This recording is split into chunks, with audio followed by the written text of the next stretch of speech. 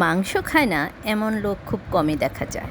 তারপর যদি হয় এটা মাটন, আর মাটনের পরেও যদি এটা হয় মাটনের চর্বি দিয়ে এই রেসিপিটা, তাহলে তো আর কি বলবো। তো আজকে আমি ঠিক এরকমই একটি রেসিপি নিয়ে হাজির হয়েছি, মাটনের চর্বি দিয়ে একটা অসাধারণ রেসিপি। আগে বলে রাখছি, এই খাবারটা যাদের জন্য বারণ করা আছে তারা প্লিজ খাবেন না। তো হ্যাঁ, আপনারা সবাই ভালো আছেন তো? আজকে আমি মাটন দিয়ে রেসিপিটা বানাবো না, মাটনের চর্বিটা দিয়ে রেসিপিটা বানিয়ে আপনাদের সাথে হাজির হয়েছি। তো প্রথমে আমি মাটনের চর্বিটাকে খুব ভালো করে পরিষ্কার করে ধুয়ে নিয়েছি। তারপর সামান্য একটু লবণ মাখিয়ে রেখে দিচ্ছি। তার আগে আমি চর্বিটাকে একটু ছোট ছোট করে পিস করে নিয়েছি। তারপর চলে গেলাম কিচেনে, কড়াই বসিয়ে দিলাম, কড়াইতে তেলও দিয়ে দিলাম। জাস্ট তেলটা লাগবে খুব অল্প পরিমাণে, যেহেতু আমি চর্বি দিয়ে আজকে রেসিপিটা বানাচ্ছি।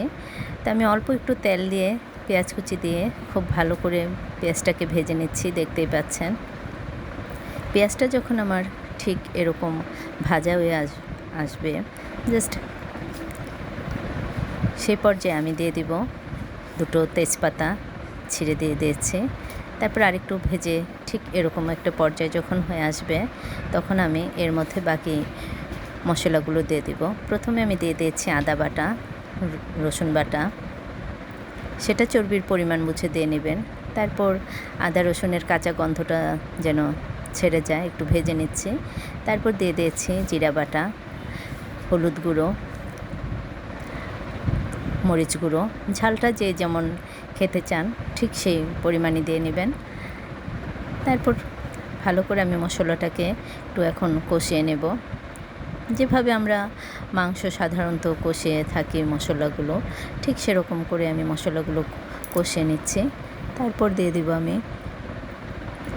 স্বাদ ও পরিমাণ মতো লবণ।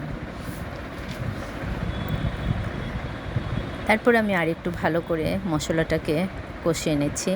যে কোনো মাংসই রান্না করুন না কেন, মশলাটা যদি খুব ভালো করে কষানো হয়ে থাকে, তাহলে মাংসের টেস্ট কিংবা যে কোনো আইটেমই আমরা করি, প্রত্যেকটা টেস্ট একটু অন্যরকম হয়ে যায়। তা আমার মশলাগুলো যখন কষানো হয়ে গেল, ঠিক সেই পর্যায়ে আমি দিয়ে দিয়েছি চর্বিগুলো। দিয়ে খুব ভালো করে মশলাটার সাথে আমি মিলিয়ে নিচ্ছি। দেখতেই পাচ্ছেন আমি এখানে এখনও কোনো জল ব্যবহার করিনি, জাস্ট চর্বির থেকে যে জল বের হচ্ছে সেটা দিয়ে আর কি আমি কষিয়ে নিচ্ছি। দেখুন আমার চর্বিগুলো এখনও কিন্তু গলে গলে যায়নি, ঠিক গোটা গোটাই আছে। তাই আমি শুরুতেই জল দেব না, জল ছাড়া আমি একটু নেড়ে চেড়ে এটাকে ঢেকে দিয়েছিলাম কিছুক্ষণের জন্য। ঢাকা তুলে আবার একটু নেড়ে দিচ্ছি। তো আমি কিছুক্ষণ পর পর এটাকে ঢাকনা তুলে নেড়ে দিচ্ছি আর ঢেকে দিচ্ছি, কারণ যেহেতু আমি জল দিইনি। তো এভাবে করে আমি চর্বিটাকে আজকে রান্না করছি আর কি। তো দেখুন ঠিক এরকম যখন হয়ে আসলো, তখন আমি সামান্য পরিমাণ একটু জল দিয়ে দিব, সেটাও দিয়ে দিব গরম জল। আমার চর্বিটা যখন ঠিক এরকম মানে কড়াইতে লেগে লেগে আসছে, ঠিক সেরকম কষানোর সময় আমি দিয়ে দিব হাফ চামচের মতো চিনি। তো চিনিটা অপশনাল, চাইলে দিতে পারেন নাও দিতে পারেন। তারপর আমি আবারও বলে দিচ্ছি, এই খাবারটা যারা হার্টের রোগী আছেন তাদের জন্য তো একেবারেই বারণ, এই খাবারের ধারের কাছেও আসবেন না। আর যাদের খেতে মন চায় না কিংবা অন্যান্য রোগের প্রবলেম আছে, তারাও এই খাবারটাকে অ্যাভয়েড করে যাবেন। এটা শুধু তাদের জন্যই যারা এই খাবারটা খুব পছন্দ করেন কিংবা খেলে কোনো প্রবলেম হবে না, তাদের জন্য এই খাবারটা। এরপর আমি জল দিয়ে দিলাম, আর আমি প্রতিটা রান্নাতে একটু গরম জল ব্যবহার করে আপনারা দেখেছেন। তো এখন জাস্ট একটু জলটা দেওয়ার পর যখন চর্বিটা একটু ফুটে আসলো, তখন আমি দিয়ে দিব গরম মশলা। তো গরম মশলার গুঁড়োটা দেওয়ার পর আরেকটু নেড়ে চেড়ে আমি ঠিক তারপর গরম গরম পরিবেশন করব। অবশ্যই খাবারটা খুব গরম গরম খাবেন। তো ওকে বাই, সবাই ভালো থাকবেন, সুস্থ থাকবেন এবং যে যেখানে থাকবেন নিজের প্রতি খেয়াল রাখবেন।